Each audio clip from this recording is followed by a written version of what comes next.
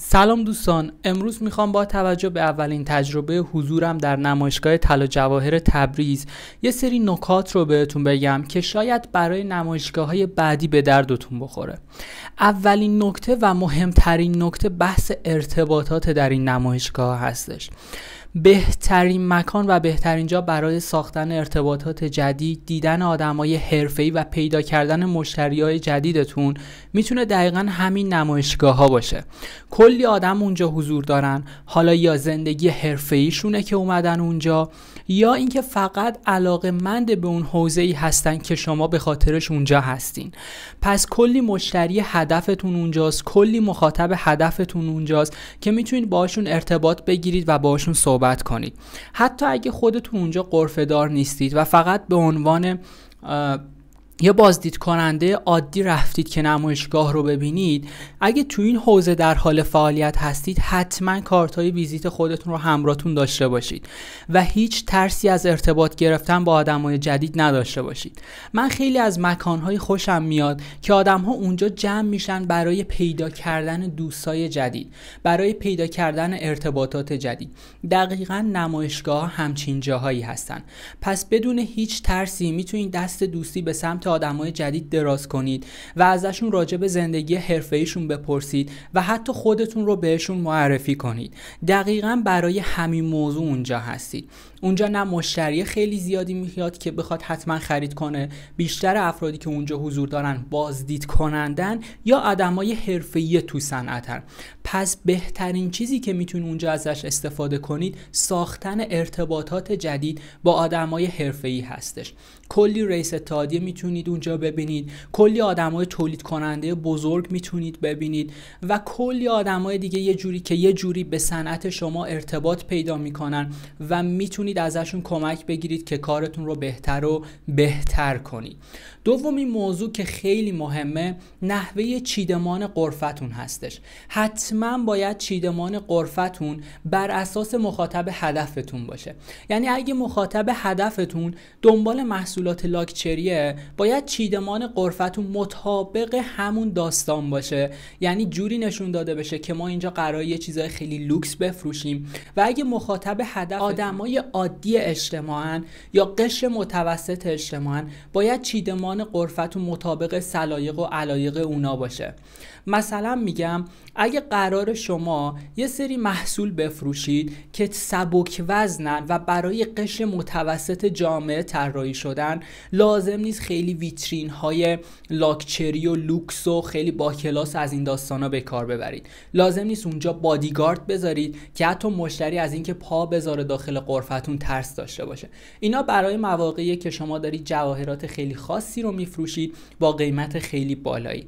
در غیر این صورت باید مخاطبتون با توجه به چیدمان غرفتون بفهمه قرار اونجا دارید شما بهش چی میفروشید. یا مسئله بعدی این هستش که گاو بنفش نمایشگاه باشید.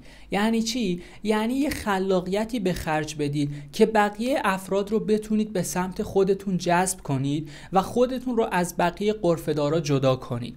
مثلا خلاقیتی که مجموعه ما تو این سری نمایشگاه به خرج داده بود این بود که ما یه سرویس طلای نیم کیلو اونجا گذاشته بودیم و حتی به مخاطبمون اجازه میدادیم بیاد طلا رو لمس کنه، تاجش رو سرش بذاره، باش عکس بگیره و همه این تجربیات رو بتونه از نزدیک حسش کنه.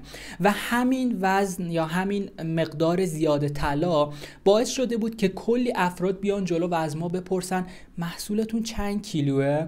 چقدر قیمتشه؟ تولید خودتونه؟ چجوری ساختید؟ کجا این استفاده میشه؟ حتی بعضی میومدن به شوخی میپرسن این نقره است یا واقعی هستن؟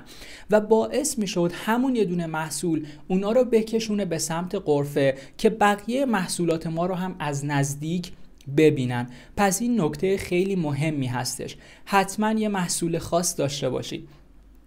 مخاطب شما اومده نمایشگاه که کارهای جدید و خاص ببینه. اگه قراره همون کارهایی که تو بازار یا پشت ویترینای بازار داره میبینه رو اونجا رو هم ببینه، براش هیچ جذابیت خاصی نداره. نمایشگاه برای اینه که محصولی که شما بهش ارائه میدین یه محصول جدید باشه و در کنارش دیگه‌تون هم بهش معرفی کنید حتما. پس این نکته خیلی مهمه. یه سری محصولات خاص بذارید، البته این محصولات باید حتما تولید خودتون باشه. نرید یه سری محصول بیارید که خودتون توان تولیدشو ندارید، چون بعداً براتون دردسر میشه. و تا جایی که میتونید کارت ویزیتتون رو به افراد مختلف بدید که شما رو بهتر بشناسن. بروشور میتونه کمک کننده باشه، کارت ویزیت میتونه کمک کننده باشه و سعی کنید که غرفتون رو شلوغ کنید. با ارتباط گرفتن با مشتریاتون غرفتون بیشتر شلوغ میشه. براشون راجع به محصولات بگید، دعوتشون کنید که بیان از نزدیک کاراتون رو ببینن، دعوتشون کنید که با محصولاتتون عکس بگیرن. حتی با آدمای حرفه‌ای خودتون ازشون بخواید که باشون عکس بگیرید. عکس گرفتن اینجوری نیست که بگی من الان برم با فلانی عکس بگیرم فکر میکنم مثلا من خیلی آدم کوچیکیم و از این داستان. نه، اتفاقا خوشش میاد، میگه حتما از من خوشش اومده که اومده با هم عکس گرفته، حتما ظاهرمو دوست داشته، حتما استایلمو دوست داشته که اومده با هم عکس بگیره. پس این موضوعات رو رعایت کنید و سعی کنید غرفتون رو شلوغ کنید. منظورم مشروع کردن این نیست که یه سری کارهای مسخره باز این داستان رو انجام بدید، نه، حرفه‌ای جلو برید ولی درست انجامش بدید. مثلا محصولات خاص میتونه اونجا باشه، یه پذیرایی در عین اینکه مشتریتون داره محصول رو میبینه ازش انجام بدید، میتونه مشتریتون یه مقدار بیشتر نگه داره. چون آدما عاشق اجتماع و محیط‌های شلوغن. بوده مثلا من داخل پاساژ قدم زدم و همه مغازه خالی بودن، همینجوری از بغلشون رد شدم و به هیچ کدوم توجه نکردم، ولی تو همون پاساژ یا توی همون محیط یه مغازه بوده که کلی آدم اونجا صف کشیدن و گفتم اصلا برم ببینم اینجا داستان چیه، چه خبره. آدما به سمت محیط‌های شلوغ یا به سمت محیط‌هایی که بقیه آدما اونجا جمع شدن جذب میشن.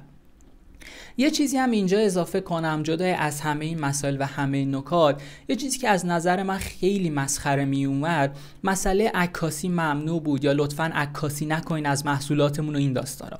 اولا اینکه اگه محصولات شما خیلی خاص باشه و شما ثبت طرح کرده باشید، حالا شاید باز بتونیم بگیم یه دلیلی دارید که دارید این کار انجام میدید، ولی لطفاً اگه اومدید محصولات کپی شده یه جای دیگر رو، مثلا لاو کارتیه رو گذاشتید اونجا و نوشتید عکاسی نکنید، خیلی زشته.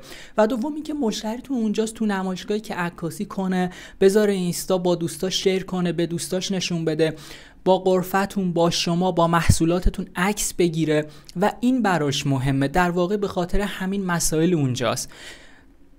پس تو رو خدا از این مسائل رو بذاریم کنار یه خورده. حداقل اگه یه کمپانی هستید که سر تا پای کارتون کپیه، مثلا لاو کارتیه رو گذاشتید اونجا، یا مثلا چه میدونم کوبن لینکچین یا همون زنجیره کارتیه رو گذاشتید اونجا، یا چند تا ورساچه گذاشتید اونجا نوشتی عکاسی ممنوع، خیلی مسخره است و واقعا بهتون میخندن. همه آدمای حرفه‌ای که اونجا هستن مطمئنم بهتون میخندن. پس لطفاً اجازه بدید که مشتریتون محصول رو لمس کنه، دستش کنه، باش عکس بگیره تا بتونید تجربه خوبی رو بهش داده باشید. یه واقعیتی رو بهتون بگم، امروز آدما حس خوب رو میخرن، نه محصول خوب رو. یه واقعیتی، نه این که بگم محصولتون بد باشه، نه، محصولتون خوب باشه، کیفیت لازم رو داشته باشه، ولی آدما میرن سراغ آدمایی که بهشون حس خوب میدن. پس سعی کنید به مخاطباتون، به مشتریای هدفتون حس خوب رو بدین، حتی توی محیط نمایشگاه. ممنونم که وقت گذاشتید. امیدوارم که این ویدیو به دردتون بخوره. با دوستاتون شیر کنید، لایک کنید، خودتون کامنت بذارید. مرسی.